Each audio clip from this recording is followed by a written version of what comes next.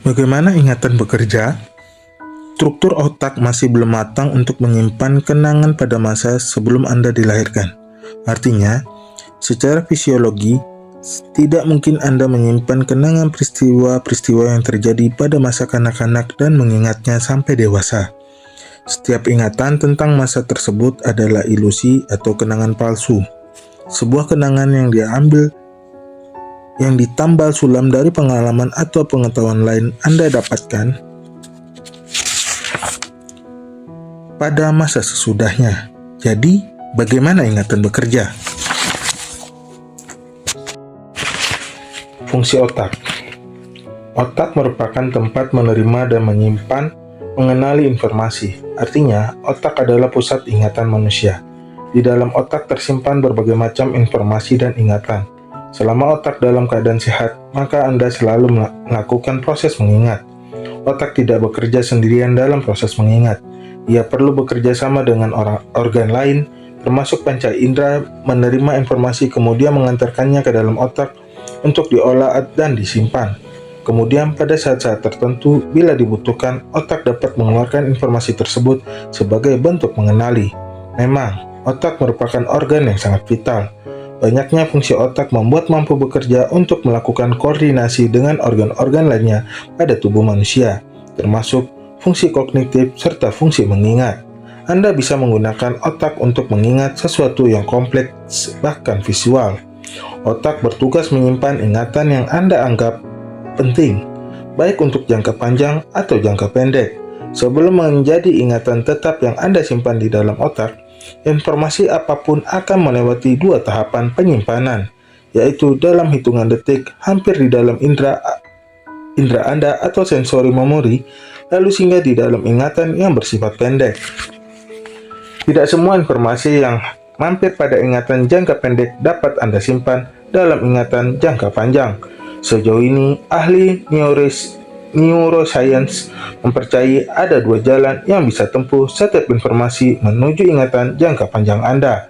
Yang pertama, melalui intensi emosi.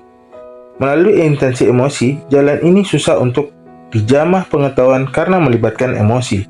Apapun yang membuat Anda misalnya merasa sedih, jengkel, menyenangkan, dan membahagiakan akan masuk ke dalam ingatan jangka panjang. Yang kedua, rehearsal.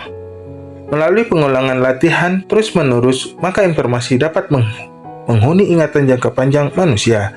Inilah jalan yang kemudian akrab dengan jalan ilmiah.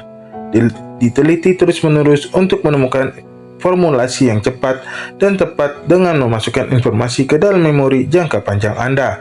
Semua informasi dalam ingatan jangka panjang terdiri dari dua kategori, yaitu ingatan yang bersifat implisit atau ingatan-ingatan prosedural di mana Anda hanya membutuhkan sedikit daya untuk mengambil dan menggunakannya. Dan juga yang kedua, ingatan yang bersifat eksplisit, yang menyimpan rentang kejadian telah Anda lewati atau biasa disebut sebagai memori episodik. Yang ketiga, selain terdapat 3 jenis ingatan atau informasi yang dapat diingat, yaitu kemampuan mengingat dengan jangka waktu beberapa saat, kemudian mengingat untuk beberapa waktu. 3. Kemampuan mengingat dengan jangka waktu yang tidak terbatas. Tahap mengingat. Otak kebanyakan manusia kurang bagus dalam mengingat informasi abstrak seperti angka.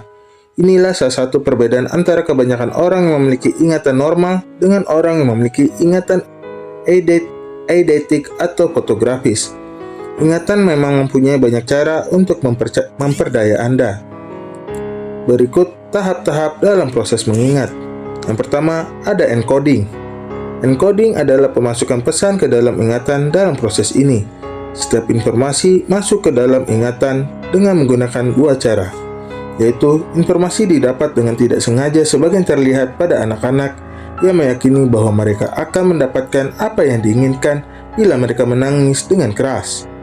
Informasi yang didapat karena ada kesengajaan, misalnya orang yang sedang menempuh pendidikan di sekolah, selalu memasukkan segala hal yang dipelajarinya di bangku sekolah dengan sengaja. Yang ketiga, storage. Storage atau retensi merupakan proses penyimpanan informasi yang diterima dalam suatu tempat tertentu. Penyimpanan informasi ini mencakup kategorisasi informasi sehingga informasi yang didapat akan disimpan sesuai dengan kategorinya. Yang ketiga, retrieval. Retrieval merupakan proses mengingat dan menemukan kembali informasi yang telah diperoleh dan tersimpan di dalam memori. Selanjutnya, memori itu digunakan kembali saat diperlukan. Yang keempat, recall. Recall adalah proses dalam mengingat kembali suatu informasi yang telah diperoleh sebelumnya tanpa adanya objek yang diingat. Contoh dalam hal ini adalah Anda mengingat nama atau pekerjaan seseorang tanpa kehadiran orang tersebut. Yang kelima, recognition adalah proses mengingat kembali informasi yang telah diperoleh sebelum pada saat objek berada di depan Anda. Contoh dalam hal ini adalah ketika Anda mengingat nama seseorang saat Anda sedang bertemu dengan orang yang bersangkutan. Yang kelima adalah reading integratif. Reading integratif adalah proses mengingat dengan menghubungkan berbagai informasi menjadi suatu konsep atau adanya stimulus dari objek yang ingin diingat kembali. Ketika Anda ditanya sebuah nama, misalnya nama Siti Nurbaya, maka Anda teringat dengan banyaknya hal karena Anda sudah menonton sinetron dengan judul Siti Nurbaya. Proses mengingat. Kemampuan Anda dalam menghafal berkaitan dengan kemampuan ingatan dalam melakukan pemanggilan kembali informasi yang sudah Anda peroleh. Dalam proses pemanggilan itu kadang-kadang muncul kendala sehingga pemanggilan pun terhambat. Ini kondisi yang sering Anda sebut dengan istilah lupa. Berdasarkan prosesnya, terdapat 3 tahap dalam mengingat, yaitu pertama, belajar. Belajar merupakan usaha sadar dalam kegiatan membaca, mendengar, melihat, merasakan, dan sebagainya untuk mendapatkan informasi. Yang kedua, penyimpanan.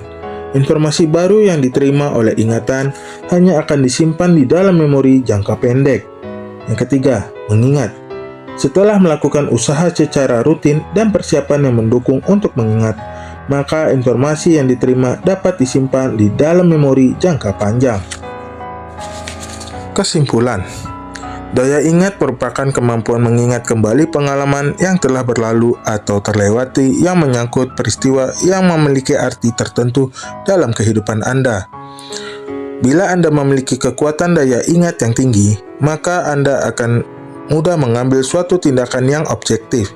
Bila kekuatan daya ingat Anda lemah, maka Anda dapat melakukan tindakan-tindakan yang dapat merugikan diri sendiri. Mencamkan adalah aktivitas dalam belajar di mana Anda menerima kesan-kesan yang disertai kegiatan menyimpan hal-hal yang telah dipelajari lalu diikuti dengan kegiatan mereproduksi atau menimbulkan kembali kesan-kesan yang pernah Anda miliki. Yang keempat, ada orang yang menyimpan kesan dengan setia atau dapat menahan dalam waktu lama, dan ada orang yang hanya mampu melakukan sebentar saja. Yang kelima, dalam memproduksi kesan, ada orang yang dapat melakukan dengan mudah dan cepat, dan ada pula orang yang sulit dan lambat.